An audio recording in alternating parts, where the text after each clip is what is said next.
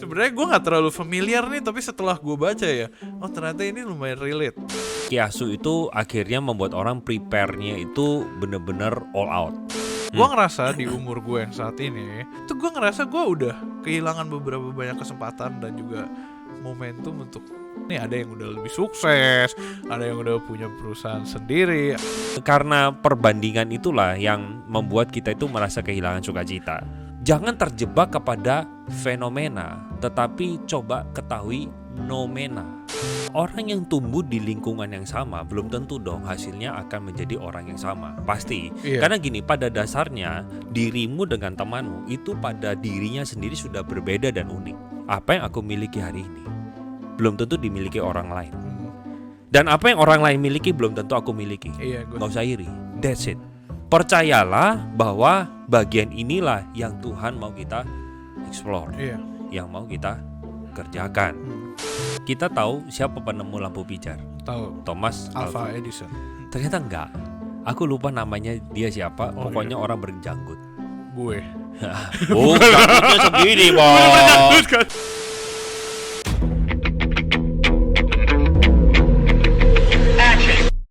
Hello warga Hello God, welcome to Hello God on Topic Hot bareng gue Julius. Dan sama seperti episode sebelumnya, hari ini kita masih bersama dengan salah satu rekan teman pendeta pastor penginjil, Ko Albert Kurnia.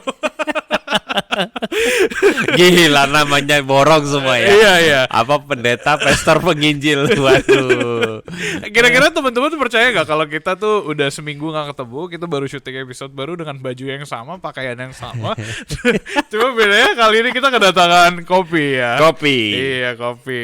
Ya, arah kopi, teman-teman, bukan sponsor sebenarnya, cuma arah kopi itu yang meninggalkan sebuah kenangan. Karena kalau teman-teman nonton episode pertama Hello God on Topic, gua dan Ko Andre yang Minum lagi kopi ini. ini. Persis sama americano. Gua americano, dia cafe latte. Cafe latte. Iya, karena As usual lah, dia iya, selalu cafe latte. Betul, kita kan penyuka kopi kan. Cuma doi lagi sabatikal ya hari ini ya. Kurang ajar ya ketawa. Enggak lah, lagi belajar. Lagi belajar. Bukan sabatika. Iya, jadi lagi belajar. as we speak right now, dia lagi di Bali. Bukan Ya. healing, tapi lagi belajar. Conference. Oke lah, teman-teman, kemarin minggu lalu atau episode sebelum ini, gue sama Ko Albert kita bahas tentang financial ya. Kita bahas tentang sudut pandang duit dari kekristenan dan khususnya dari teman-teman youth yang saat ini dalam usia-usia menikmati uang ataupun punya uang, mengejar uang gitu. Gimana cara kita melihat uang dengan lebih baik, lebih bijak, dan melihat uang itu sebagai instrumen untuk memuliakan nama Tuhan. Nah, cuman kita sudah move on dari itu, kita sudah terberkati oleh kopi ini, bukan oleh uang. Kita masuk ke episode selanjutnya, kita akan membahas sesuatu yang sebenarnya gue nggak terlalu familiar nih, tapi setelah gue baca ya, oh ternyata ini lumayan relate dengan kehidupan Di Jakarta. di Jakarta maupun di dunia ya. Ya. Kiasu. Kiasu. What is kiasu? Teman-teman Hokkien mungkin tahu ya. Kiasu itu apa ya? Kiasu itu sebenarnya hate to be lose. Jadi Hate to be benci untuk kalah gitu. Benci untuk kalah atau kehilangan? Ya, kehilangan juga Kehilangan, bisa. kalah gitu. gitu. Lu orang Hokkien bukan? Aku orang Hokkien tapi nggak bisa. Oh, gak bisa. 我只能够讲华语。我不知道你说什么。所以弟兄姐妹们平安。 Bisa ada translator gak tuh tadi? Biar lucu, biar ada translator gitu. Lu boleh kasih tahu tuh artinya apa? Artinya itu Bapak Ibu Saudara sekalian, Oke. damai sejahtera, shalom. Oh. Ping-an Ping-an. itu shalom. Ya, dong. Sorry, gue gak kuat. Be peace upon you gitu. Aduh, lucu banget kalau sorry, gue masih menikmati yang tadi barusan. Iya, jadi Kiasu ini ya hilang apa tadi, takut. Takut untuk kehilangan atau takut untuk kalah. Jadi kayak ada satu semangat untuk fight gitu. Oh, bukan Untuk dapat the best position, the best achievement gitu.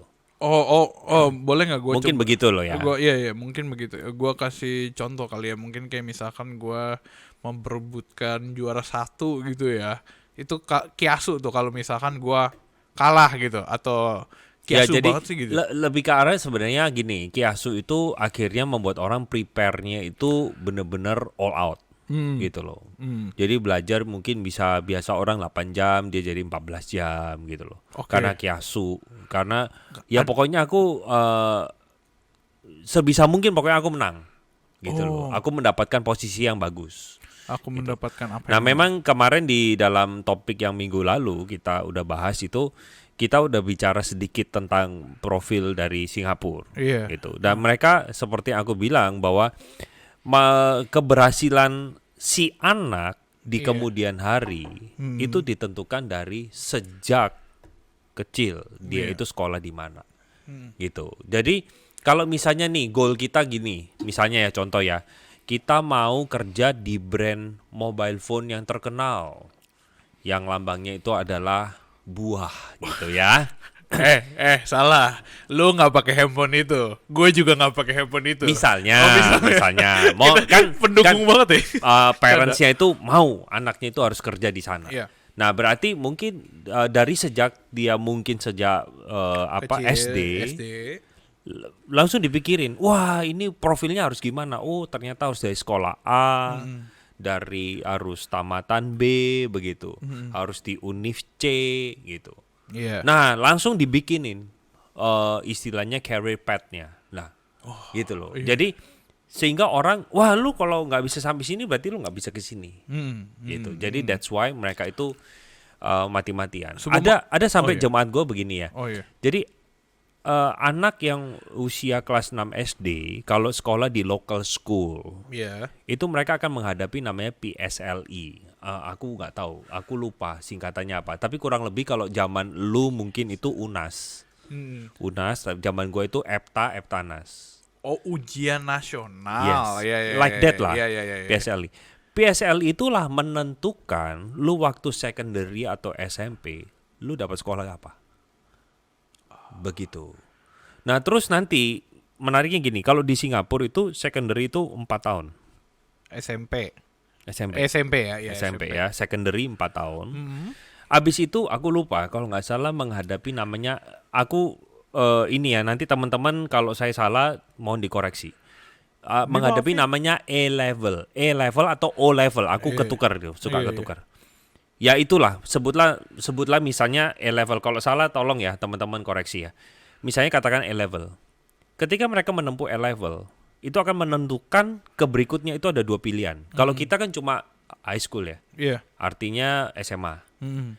Mereka ada 2 pilihan. Yang pertama junior college. 2 tahun. Atau poly 3 tahun. Poly itu mungkin di Indonesia itu adalah SMK. Iya, gue tau. Makanya gue mau ngarah ke sana. Antara lu pilih SMA atau lu pilih SMK gitu ya.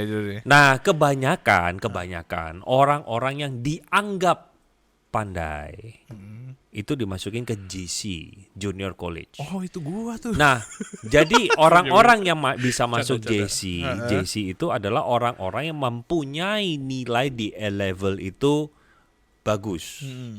Kalau dirimu tidak bagus, maka dirimu tidak bisa masuk ke JC, masuknya ke Poli. Nah sekarang wacana ini akhirnya bergeser untuk membawa orang melihat bahwa sebenarnya JC sama Poli itu nggak ada yang which one is better. Tergantung memang akhirnya kayak seperti panggilan. Oke, itu nah cuma memang menarik ya kalau Poli ternyata kalau kita di SMK, maaf ya bukan menjelekkan Indonesia, tetapi kayaknya profil SMK itu kan kurang legit gitu kan. Masih dalam perkembangan. Iya. Tapi kok di sana itu memang bener-bener udah kayak penjurusan kuliah. Maksudnya lu mau belajar animation, dirimu mau belajar bank financial, mau belajar apapun itu banyak gitu loh. Jadi menarik untuk seorang anak mau belajar itu dari sejak Poli. Gitu. Nah, tetapi kalau misalnya dirimu nilainya mencukupi, bisa punya chance untuk masuk JC, Junior College. Nah, kebanyakan univ-univ yang sakti-sakti itu. Yaitu katanya pokoknya NUH, NTU. Untuk kalau lu udah masuk sana, itu udah dianggap manusia setengah dewa. UI-nya Singapura gitu. Ya. Kok Harvard-nya Asia. Oh, Harvard. Jangan UI Singapura dong. Ditingkatin loh levelnya Harvard. Iya, Asia. Itu nomor 8 di dunia loh. UI itu katanya nomor 1000 di dunia.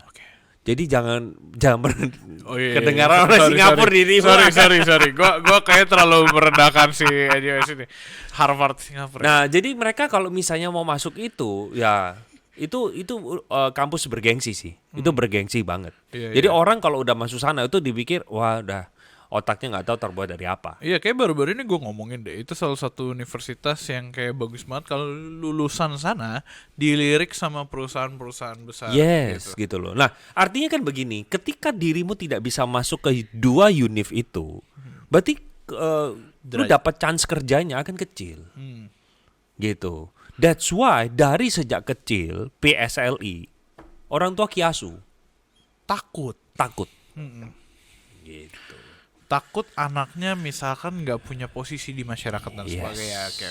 Exactly. Oke, paham. Jadi mungkin teman-teman udah dapat gambaran singkat tentang arti dari kiasu ya. Kiasu itu artinya kita ada sebuah ketakutan kalau kita kehilangan, kalau mungkin yang dari cerita lu tadi kehilangan sebuah chance untuk Iya. anak ini misalkan menjadi sebagainya. Cuman kita mau ngomongin tentang apa yang kita alami gitu. Apa yang generasi kita, generasi youth, dan teman-teman di sini banyak yang nonton, mungkin saat ini lagi kuliah, lagi kerja, itu kita bisa ngomongin tuh tentang takut hilangnya sebuah kesempatan gitu. Karena kan umur-umur gue ya, ini soalnya gue relate nih, gue langsung ngalamin. Gue ngerasa di umur gue yang saat ini 25. Ya siapa tahu gak ada yang tahu kan, 25 tahun. Itu gue ngerasa gue udah kehilangan beberapa banyak kesempatan dan juga momentum untuk, ya kalau kita bahasanya ya orang-orang di umur gue 25 nih, ada yang udah lebih sukses, ada yang udah punya perusahaan sendiri, ada yang punya ini, dan disinilah gue podcastan dengan lu. Itu prestasi loh. Gue tidak bilang itu sebuah kegagalan, tidak, itu prestasi gitu. Ya. Maksudnya apakah itu sudah terlalu terlambat gitu untuk menyadari kalau gue udah kehilangan nih kesempatan hidup gue untuk menjadi lebih sukses atau lebih baik. Ya gini loh, kadang kita itu manusia itu selalu kayak nggak puas lah. Kita selalu melihat orang yang mungkin posisinya lebih tinggi dari kita dan kita merasa kita udah compare. Kok aku nggak bisa ke sana ya? Kok aku itu masih di sini ya gitu. Tetapi kadang kita itu juga orang yang di bawah lihat kita itu kita udah berhasil. Kita itu kadang suka akhirnya poin gue adalah kita suka comparison. Oke. Kita selalu membandingkan sama orang lain. Nah, terkadang yang kita lupa adalah yang kita lihat pada diri orang lain. Misalnya lah, si A temen gua usianya sama, dia sudah punya owner bisnis misalnya. Atau dia adalah seorang, kalau kerja sama orang misalnya dia sudah direktur ternyata, usia 25 direktur misalnya. Wow, kan maksudnya gila lu kok bisa sih, kok gua masih kok gua masih di sini ya. Karena kita ngukur diri kita dari gaji dia. Gaji lu berapa? 3 digit men. Gitu. Setelah 20 tahun maksudnya. Enggak. Maksudnya dia 3 digit terus kita itu masih kita bergumul untuk jadi 2 digit itu pakai doa dan puasa baru bisa misalnya gitu ya. Itu aja belum tentu dikasih. Nah, akhirnya kita itu ini karena perbandingan itulah yang membuat kita itu merasa kehilangan sukacita. Nah, poin gue gini loh. Yang kita lihat itu fenomena gunung es. Oh gimana tuh fenomena gunung es ya? Kamu nggak tahu yang terjadi di bawahnya. Bisa jadi loh ya. Dia untuk mendapatkan posisi itu dia berdarah-darah. Kamu cuma lihat dia di atas saja. Iya. Tetapi apa yang dia lakukan itu sungguh berdarah-darah. Misalnya ya. Yang kita nggak tahu prosesnya kok. Betul. Makanya aku melihat beberapa orang-orang yang sukses itu mengatakan, maksudnya dia cerita story-nya. Loh aku bisa sampai di titik ini, lu jangan lupa loh. Bahwa aku mengalami banyak hal yang negatif. Banyak hal yang kamu gak lihat di dalam frame kamera atau di dalam real life. Nah kita jangan terjebak kepada fenomena, tetapi coba ketahui numena. Oh ini gue baru pertama kali dengar. Numena itu adalah fenomena sesuatu yang terlihat. Nomena itu sesuatu yang tidak terlihat. Oh oke. Ya fine, behind the scene-nya gitu loh. Bahwa ternyata tidak mudah.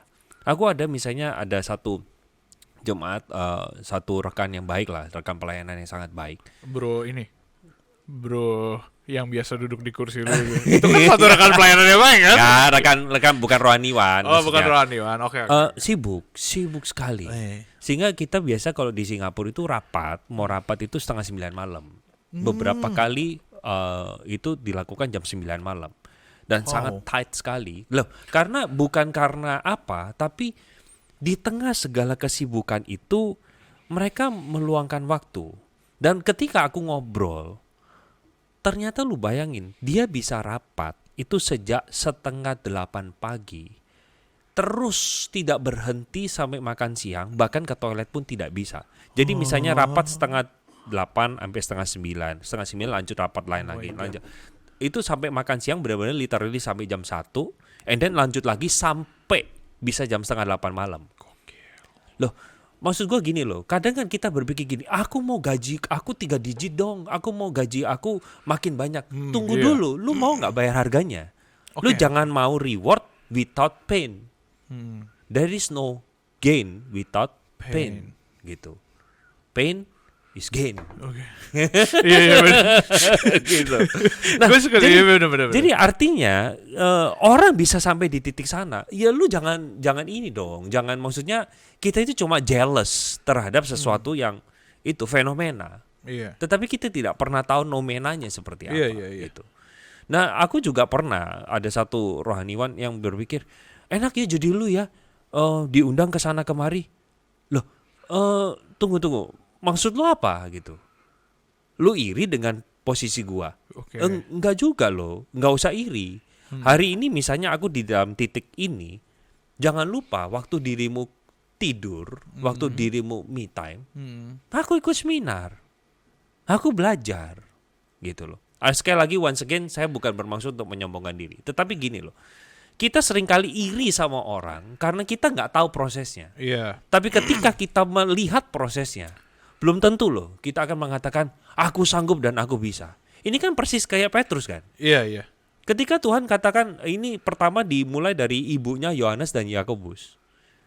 Tolong dong, anakku itu satu di kananmu, satu di kirimu.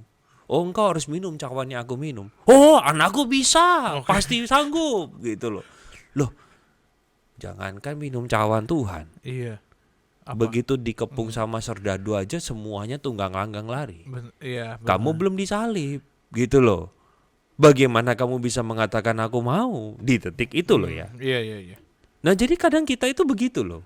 Aku mau di sana, tetapi ketika kamu harus menjalaninya, oh sorry, nggak mau, aku nggak mau. Iya. Aku mau itunya, gitu. Cuma kita ngomong, ya itu lumayan menarik sih. Gue juga sempat sering juga kepikiran ya kalau orang-orang yang udah berhasil gitu, terus kita melihat di umur dia yang berhasil, dia udah melakukan extra miles yang udah dia lakukan untuk mencapai ke sana gitu. Yes. Nah, cuma kan gue juga kepikirannya gini. Kalau misalkan gue udah melihat dia sukses dan gue tahu posisinya, kan gue juga melihat kayak gila ya, coba gue melalui jalan yang sama. Coba gue juga menempuh jalan yang sama, atau enggak at least kenapa dia bisa sukses gue belum gitu ya. Akhirnya timbul sebuah penyesalan. Padahal kita tumbuh di let's say lingkungan yang sama, SMA yang sama, kuliah yang gak beda jauh lah, sama-sama swasta 11-12. Cuman akhirnya dengan opportunity yang beda gitu. Gitu. Karena gini loh, Jul, aku rasa ya, maksudnya ada juga keterlibatan Tuhan di sana. Orang yang tumbuh di lingkungan yang sama belum tentu dong hasilnya akan menjadi orang yang sama, pasti. Karena gini, pada dasarnya dirimu dengan temanmu itu pada dirinya sendiri sudah berbeda dan unik. Misalnya lah contoh, lu suruh teman lu pimpin podcast, nggak bisa, mungkin lo ya. Iya. Nggak sefasih lu. By the way, teman-teman ya, ini kalau kamu lihat ini benar-benar without script loh. Ini without script. Jadi semua pembicara ini mengalir. Bagi aku ini Julius adalah seorang yang memang punya talent di sana, gitu loh. Loh, tapi gini loh, kan nggak bisa temanmu mungkin tidak bisa mengerjakan bagianmu dan kamu tidak punya passion seperti dia. Iya benar. Gitu. Nah, bisa jadi memang panggilannya lain, gitu loh. Nah, makanya balik lagi ke seperti minggu lalu, aku angkat topik perumpamaan talenta. Iya. Kerajaan surga seperti seorang tuan yang mempercayakan harta itu kepada hamba-hambanya. Ada yang dapat 5, ada yang dapat 2, dan ada yang dapat 1. Alkitab bilang gini, masing-masing diberikan menurut kesanggupannya. Yang artinya gini, kalau 5 dikasih 1 nggak efektif, 1 kasih 5 muntah darah. Yang ngerti nggak? Iya, Jadi aku percaya begini, apa yang aku miliki hari ini, belum tentu dimiliki orang lain. Dan apa yang orang lain miliki belum tentu aku miliki. Iya, Gak usah iri. That's it. Percayalah bahwa bagian inilah yang Tuhan mau kita explore. Iya. Yang mau kita kerjakan. Nah, bisa nggak kita mau jadi seperti dia? Ya bisa, tetapi di satu sisi ibarat gini loh. Aku itu nggak suka misalnya apa? Misalnya apa tuh?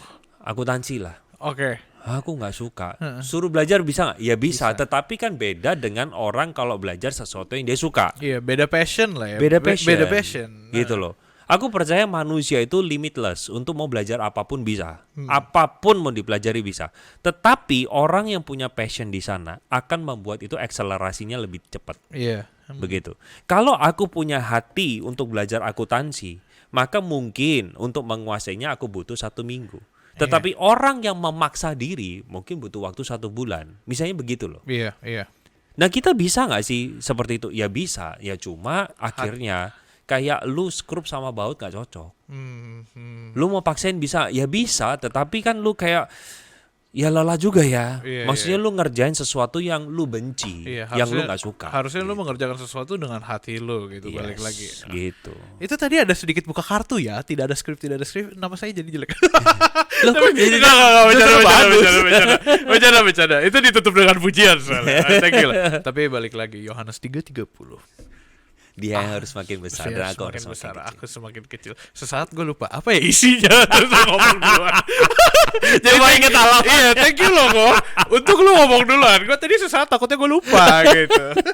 Iya, cuma kalau kita lihat ya, Kiasu dari si takut kehilangan kesempatan, kehilangan momentum dan sebagainya, kita udah bahas career wise gitu. Ada banyak teman-teman yang mungkin saat ini terlalu attach ke sesuatu kok. Aus juga abis ini deh. Terlalu attach tuh maksudnya kayak kita tuh terlalu terikat dengan sesuatu sampai kita nggak mau kehilangan itu gitu loh. Kalau tadi kita bahas secara karir, secara kesempatan dan opportunity, gue mau ngomongin sesuatu yang terikat secara misalkan relasi, terikat secara emosional gitu. Ini gue punya banyak contoh nih. Kalau relasi, Contoh gimana? kalau relasi misalkan soal pacaran, gue nggak mau itu kehilangan pacar gue. Ini misalkan ya, tapi di dunia asli juga sih. Tapi misalkan gue nggak mau cinta itu. mati gitu lah. Gue cinta mati sampai dia, sampai gue melakukan hal-hal bodoh. Makanya lu pernah dengar sebuah kutipan kan, love will make you do crazy things. Ya. Tahu nggak siapa yang ngomong? Gak tahu. Will Smith pas dia nampar orang di Oscar itu. Tapi bahasa mungkin lebih kontekstual adalah kalau udah namanya cinta, tai rasa coklat. Iya, gitu. Kan gitu iya, ya. Iya, gitu. Iya benar. Boleh lah, Kan gitu kan. Gue terima. Yes. Atau enggak nih misalkan, ini gue nggak tahu lu pernah atau enggak. Cuman kalau misalkan lu punya hewan peliharaan, kucing, anjing, gue punya kucing banyak. Mungkin teman-teman banyak tahu. Lu udah sesayang itu sama dia, lu nggak mau kehilangan hewan peliharaan lu nggak mau kehilangan misalkan anjing atau kucing yang lu udah sayang bertahun-tahun gitu. Ya. Sampai akhirnya timbul sebuah ketakutan yang luar biasa tinggi akan kehilangan itu. Kiasu jadi. Masuk sorry. Biasanya kiasu itu bukan ke arah relation, tapi lebih ke arah, setahu gue ya, lebih ke arah pencapaian achievement berupa working gitu. Oh, I see. Tapi bukan kiasu gini, bukan kiasunya itu mempertahankan ke relasi. Aku soalnya nggak pernah dengar konteksnya kiasu begitu. Nah, tetapi menanggapi apa yang lu katakan, gini loh, kita mencintai sesuatu itu wajar.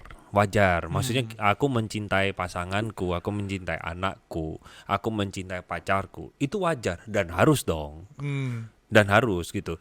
Cuma yang problem kan begini, kalau cintaku kepada dia melebihi cintaku kepada Tuhan. Nah, alat pengujinya adalah begini biasanya. Ketika pasangan itu mengajak dirimu melakukan sesuatu yang melanggar Alkitab, mana yang kamu taati? Mana kamu yang taati? Kamu mentaati Tuhan atau menyenangkan Dia? Itu aja poinnya. Nah, pada waktu Saul itu diperhadapkan, itu kalau nggak salah di 1 Tawarik 26 ya kalau nggak salah. Hebat Atau sekali. kalau nggak Tawarik apa raja-raja Samuel di Samuel kalau nggak salah. Samuel bilang, hari ketujuh aku pasti datang. Pasti aku datang. Oh, ini konteksnya sebelum Daud nih teman-teman Ya, sebelum Daud ya. Aku pasti datang. Tetapi ternyata Israel ini kan waktu lawan Filistin kocar-kacir. Iya, Di tengah kondisi kocar-kacir, dia bingung terdesak. bagaimana caranya menarik simpati rakyat. Diambil kurban bakaran, dia bakar. Di hari ketujuh. Pada waktu itu Samuel nongol. Dan Samuel katakan, Woi. kenapa? Kenapa kamu lakukan itu? Ya karena mereka meminta. Nah di sana lu lihat ya, Saul diperhadapkan kepada pilihan gini. Pada waktu aku membakar bakaran, itu adalah sesuatu hal yang salah loh. Karena yang boleh cuma imam. Raja tidak boleh. Iya, which is Samuel pada saat itu. Which is sebenarnya pada waktu dilakukan itu dosa dong. Iya. Sekarang dia diperhadapkan sama berhala begini loh. Aku mau diterima, tapi melanggar firman. Atau aku mungkin sesaat merasa aku dibuang, tetapi aku taat. Dan dia pilih berhala. Nah, lu nangkep kan poinnya? Jadi maksudnya pada waktu lu berhubungan dengan pacar lu, kekasih lu, dan diperhadapkan pada situasi, lu mau taat firman atau lu mau taat sama dia, di sanalah kamu akan dilihat. Di saat dirimu memilih dia, berarti pacarmu adalah Tuhanmu. Gitu. Dan itu sudah mengganti posisinya Tuhan.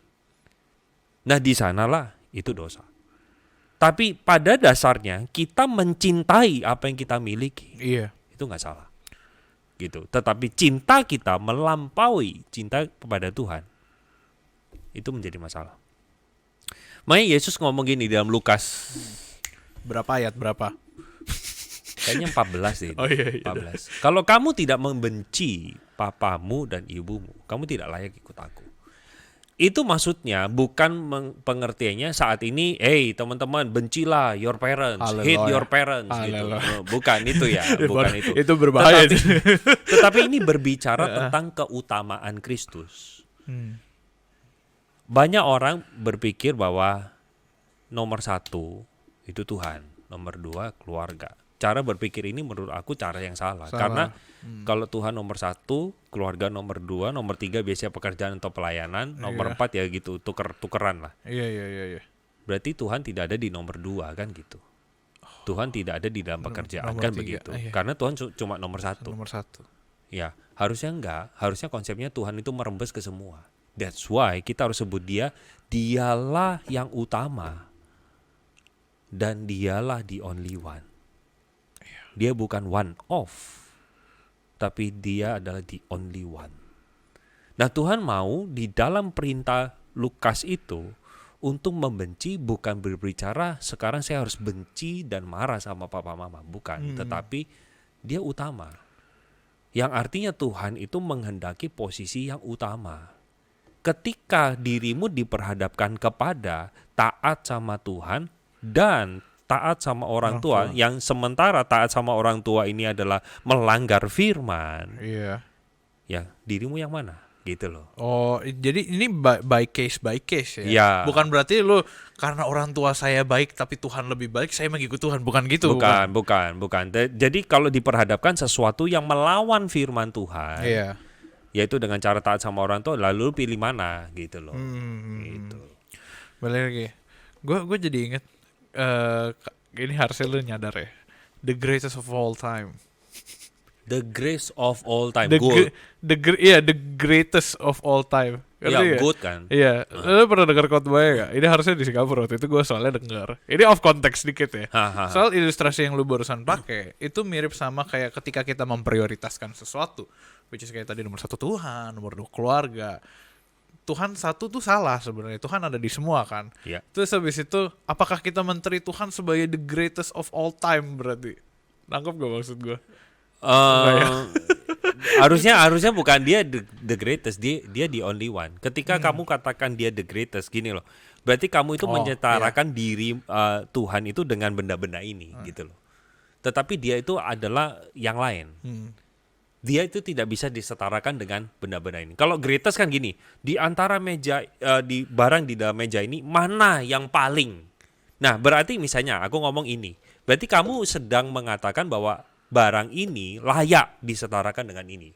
Iya. Misalnya gitu. Tetapi Tuhan nggak begitu. Tuhan itu sudah kayak another dimension lah kalau aku bilang. Tidak disetarakan. Dia tidak bisa disetarakan. Karena bagaimana lu bisa memposisikan gini, Tuhan dengan parents, mana yang lebih berharga? Loh, ya nggak bisa dong. Ini bisa. Creator dan ini adalah creation. Iya. Levelnya sama. Ya. That's the point. Yes. Makanya harusnya dia yang terutama dan tidak ada yang lain. Oke. Itu. Iya, itu sedikit glimpse ya. Menurut gue itu lumayan menarik kita. Glimpse itu apa sih? Glimpse. Kenapa lu tiba-tiba nanya itu? Enggak, aku enggak tahu. Oke. Apa itu glimpse? Lagunya Joji, The Glimpse of Us. Enggak, canda-canda. Glimpse itu maksudnya sekilas. Setahu gue ya, coba teman-teman feel free buat cek Google Translate buat tahu glimpse itu apa. Setahu gue sekilas, kayak kilasan kita bentar aja gitu kan. Kayak makanya itu sedikit sesingkat itu kita bisa bahas tentang bagaimana Tuhan bisa menjadi yang terutama gitu. Kita balik ke topik utama. Ya. Kayashu. Si bahasa Hokkien ini. Gue setiap kali sebut kayak agak ganjel. Iya, agak ganjel gitu loh. Takutnya disalah konsepnya atau disalah artikan. Kan tidak enak ya teman-teman semua. Kita di sini godly loh. Enggak ya, kita sama-sama manusia berdosa ya. Balik ke ini tadi. Kalau kita ngomong konteksnya adalah untuk sebuah achievement pencapaian ya, kayak tadi lu udah sempet cerita tentang anak SD baru kuliah harus diperhadapkan dengan banyak situasi. Lu pernah nggak merasa takut gagal?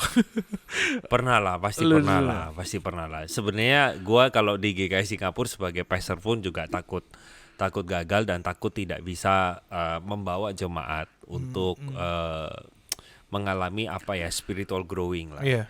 Jadi aku baru menyadari satu hal, maksudnya gini, ini satu hal yang harus diingat juga sama teman-teman. Orang yang mendapatkan misalnya salary lebih tinggi, jangan lupa tanggung jawab lebih banyak.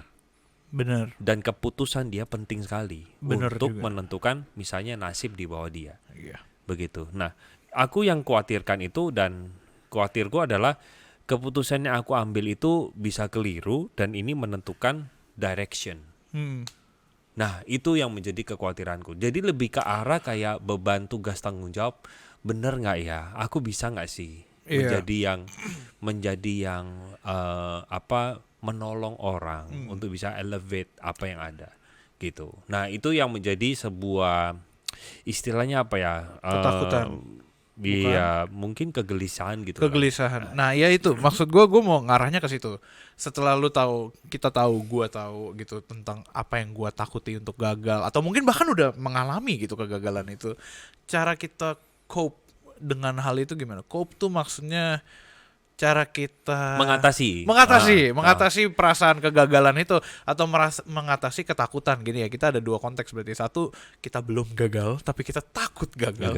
Atau dua, kita sudah gagal. Dan bagaimana coping itu? Iya, dan bagaimana kita mengatasi itu. Itu lumayan lucu. Oke, kalau gitu kita bahas lah secara terpisah lah ya. Kalau kita belum gagal tapi kita takut gagal. Kita belum mencoba tapi kita takut gagal. Kalau aku sih lebih mudah itu. Ya jalani aja. Dengan kita preparation kita make the good preparation gitu. Jadi sebenarnya kita tinggal list aja kegagalan apa sih yang kita takutin, kita listin. Terus kita prepare sebaik-baiknya. Ya udah, kalau begitu gagal baru masuk ke yang kategori 2 kan? Nah, gimana copingnya kan? Ya kan? Kalau dipikir-pikir jadi lucu ya, kita ngajarin teman-teman buat gagal. Nggak boleh, jangan. Nggak, bukan gitu ya teman-teman. Tapi gagal itu sama kan perlu kan? Supaya kita tahu bahwa cara ini tidak berhasil. Aku mengalami beberapa kegagalan di GKI Singapura. Misalnya, satu kali waktu aku baru sampai itu di bulan Maret. Di bulan April akhir itu ada KKR. Iya. Aku tidak tahu itu KKR kan untuk mengajak orang percaya Yesus di dalam gereja konteksnya. yang bisa aku lakukan adalah takut nggak? Gagal? Ya takut lah. Makanya make it well, make a good preparation. Aku lakukan. Jadi aku ajak jemaat, ayo ajak jiwa secara intensional sebulan penuh. Aku tekankan itu terus. Berhasil? Gagal. Dengan kegagalan itu, menyadari satu hal. Cara ini jangan dipakai lagi. Cara ini jangan dipakai lagi. Kita find another way. Nah, sekarang pertanyaannya bagaimana copingnya?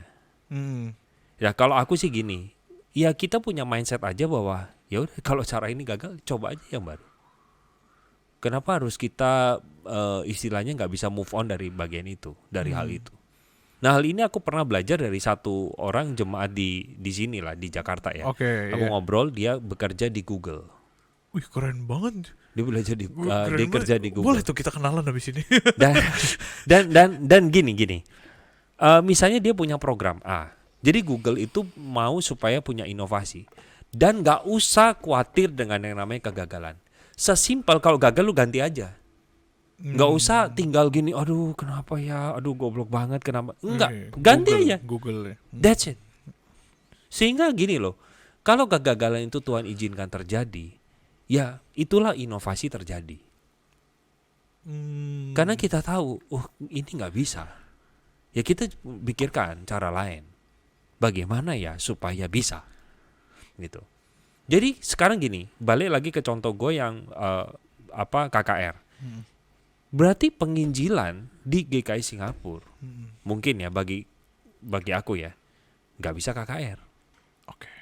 Iya. Ada beberapa klasifikasi problem yang aku temukan. Misalnya, Pak, circle kami adalah orang lokal. Bagaimana mungkin kami nggak nginjili mereka, terus kita bawa ke gereja yang ibadahnya bahasa Indonesia? Iya. Nggak masuk, Pak. Nggak bisa. I know. Oke, berarti masalahnya itu. Aku langsung muncul pikiran. Kenapa tidak mentraining jemaat supaya jemaat itu bisa menjangkau orang lokal? Dan GKI Singapura bersyukurnya langsung aku punya strategi baru. Kamu penginjilan kepada orang lokal, bawa kepada kebaktian yang menggunakan full English. Oke. Kita bisa jangkau. Nah caranya sekarang gimana? Nah aku lagi persiapkan bahannya supaya mentraining mereka menjadi orang yang istilahnya apa? Di-equip untuk bisa menginjili dengan berhikmat. Gitu loh. Nggak, penginjilan kan kadang somehow itu mau dibilang susah, mau dibilang gampang. Ada orang yang cara penginjilannya kayak gini. Aku punya kabar baik buat kamu. Tuhan itu baik. Haleluya. Tetapi seringkali kita ini berdosa gitu. Sehingga kita tidak bisa mendapatkan kebaikan Allah. Ada yang sesimpel itu loh, menyederhanakan. Good nggak? Ya good pada konteksnya. Tetapi ketika misalnya disampaikan kepada orang ateis, sorry, I don't believe God. Kenapa lu ngomong itu? I don't believe God. Kita langsung rumusku nggak berjalan. Iya. Gue ngerti banget. Gue Lu ngerti nggak? Gue ngerti. Jadi, waduh, rumusnya biasanya begini. Iya, ABC. Ini langsung hancur. Iya, C-nya dipotong gitu, nggak nyampe deh. Jadi, gimana? Nah, akhirnya aku kepikiran untuk membuat sebuah kayak training gitulah, untuk menolong mereka. Berhasil nggak? Nggak tahu. Belum. Tapi aku berusaha untuk membuat sebaik-baiknya. Taunya dari mana? Nanti berhasil atau enggak? Ya nanti setelah di launching, feedback dong. Iya. Pak, ternyata ini perlu gini deh, gitu. Oke, setengah berhasil. Ya. Aku juga pernah mengalami satu kegagalan baru ini. Waduh. Jadi ini bulan Agustus ya. Agustus minggu yang kedua. Oke. Jadi aku mengeluarkan satu program baru, yaitu setelah ibadah selesai ada Q&A. Iya, betul. Iya, gue sempat hadir kebetulan pada saat itu. Lo hadir yang di bahasa Inggris ya? Iya. Ya. Ternyata menuai evaluasi yang buruk. Aku jujur katakan aku down. Karena broken English is not better. Itu sama sekali kacau dah. Itu chaos English lah. Dan itu it hits me a lot. Tapi di sana aku sempat mengatakan, wis aku retreat aja lah, nggak usah ngadain lagi. Aku nggak percaya diri. Tapi Tuhan akhirnya menolong dan lewat satu rekan rohaniwan juga remind bahwa ini acara bagus. Ya kita bisa support apa yang kita bisa support. Iya. Nah di dalam maksudnya pergumulan aku sama Tuhan, aku mengatakan Tuhan, aku tahu aku lakukan bukan karena acceptance. Aku harus tahu itu dulu. Tuhan ini gak gampang bagi aku. Ngomong bahasa Inggris ini is not my main language. Ini bukan bahasa ibu. Sehingga kalau ngomong itu butuh struggle. Iya. Nah akhirnya bagaimana cope-nya? Datang sama Tuhan, bergumul di dalam hati. Tuhan tolong, apa yang harus aku lakukan? Jadi mulai identify gitu loh. Maksudnya mengklasifikasikan ini, aku ini ada di mana? Bagaimana? Maksudnya Tuhan mau aku apa di tengah aku merasa down. Gagal, gitu, ya, gagal. down. Ya di saat itu aku mengatakan kepada tim juga, thank you teman-teman mau support dan memberikan kesempatan lagi kepada aku. Ya udah aku coba ikutin arahan kalian apa. Ya udah aku ikutin, kita coba.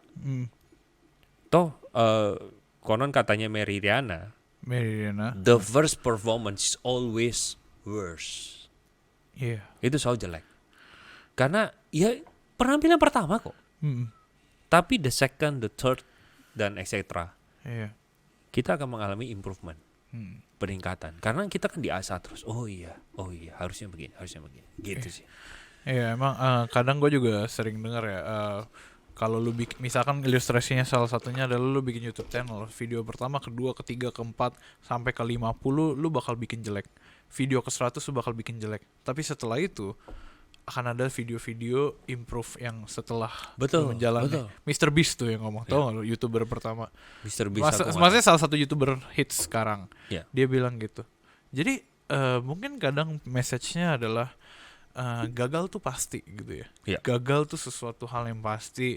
Lu mau persiapan 1 sampai 100 pun, teman-teman kalau nonton film, persiapan apapun itu gagal tuh pasti gitu loh. Ya. Tapi yang perlu kita lakukan mungkin bangkitnya, terus keep Ya. moving forwardnya, Lebih ke arah bagaimana coping ya. Iya, lebih ke arah gimana kita mengatasi gitu. Di tengah-tengah sebelum kita bangkit dan kita gagal, di tengah-tengah itu ada kita bergumul bersama Tuhan. Yes. Ya, kurang lebih kayak gitu ya. Mungkin ada saat ini teman-teman yang lagi gagal, yang lagi ngedown juga, yang lagi butuh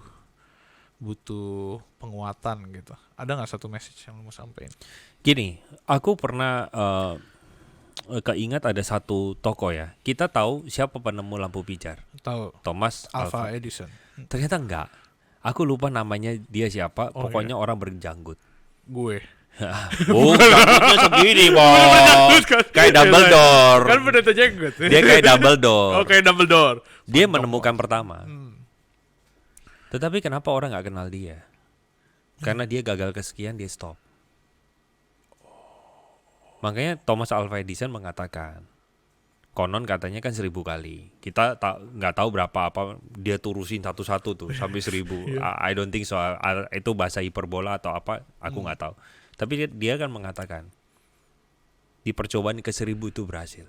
Berarti aku tahu 999 cara gagal. Nah maksudnya gini, benar kata lu bahwa maksudnya kegagalan itu adalah bisa jadi sesuatu yang tidak terhindarkan sekalipun kita sudah preparation yang terbaik. Tetapi pertanyaannya bagaimana sekarang kita bergumul bersama dengan Tuhan di tengah kegagalan. Itu dulu. Sehingga itu bisa menjadi titik pivot untuk kita, kayaknya ini nggak berhasil. Aku rasa nggak ada kok orang yang selalu percobaan pertama selalu berhasil. Itu nggak ada. Itu namanya Tuhan. Iya. Nggak ada. Semua itu gagal, coba lagi. Gagal, coba. Di semua aspek loh. Mau sepak bola. Lawan si A, pakai strategi A. Belum tentu kok. Kadang works, kadang doesn't work gitu. Ketika ini tidak masuk, lu mulai mikir cara lain kan. Artinya kegagalan menghantar kita kepada gerbang pintu lain bagaimana bisa berhasil. Gitu aja. Oke. Ini kok jadi kayaknya nuansanya sekali. motivator ya, motivasi ya. Emang kita Hello God on Topic tuh punya sedikit warna gitu lah. Kita bisa lompat dari A ke B ke C atau enggak A ke B ke Z gitu. Ya gitulah, itu sesuatu yang begitu. Oke lah. Kalau gitu gua rasa udah cukup lah ya. Ada banyak pembahasan, kita mulai dari Kiasu, masuk ke sini. Tapi by the end of the day ya kita berdoa dan berharap semoga apa yang kita udah bahas itu menjadi berkat buat teman-teman yang menonton gitu. Ya. Oke lah, udah cukup lama ya. Sebenarnya kopi kita segar ini berapa gitu, 40 menit lebih. Ya teman-teman, kita juga minta dukungan teman-teman buat follow sosial media kita di HelloGod, ada Instagram, TikTok, YouTube. Teman-teman juga boleh download aplikasi HelloGod, di situ teman-teman bisa bergumul di tengah kegagalan. Akan ada teman-teman yang mendoakan. Asik, ditunggu ya sharing-sharing kegagalannya sebagaimana. Juga silakan teman-teman ya, tuliskan di dalam kolom komentar pengalaman kamu gagal dan bagaimana perjumpaanmu dengan Tuhan yang bisa akhirnya membangkitkan lah. Amin. Benar. Teman-teman bisa ini komen aja di sosial media, maksudnya di YouTube ataupun kamu kalau misalnya silakan download juga karena lewat aplikasi juga ada beberapa teman-teman yang di belakang layarnya juga akan mendoakan, akan menolong teman-teman dia menghadapi yang namanya kegagalan. Betul. Ditunggu. Karena kita butuh teman ya. Betul. Gila keren banget. Thank you lah Kak Albert sudah datang jauh-jauh dari Singapura. Sebuah privilege dan honor. Saya bisa ngobrol dengan pendeta internasional di sini. Enggak lah. Iya benar. Sekarang lu statusnya kan udah pendeta internasional. Jadi gua sedang podcast bersama dengan salah satu tokoh internasional, penginjil internasional. Oke lah kalau gitu, thank you Kak Albert for coming today. Thank you untuk Adi di sana. Thank you untuk teman-teman semua for watching Hello God on Topic, where Hello God will always be on topic. Ayo kita lihat sama-sama ke kamera tengah. God bless you teman-teman semua. Stay connected with Hello God.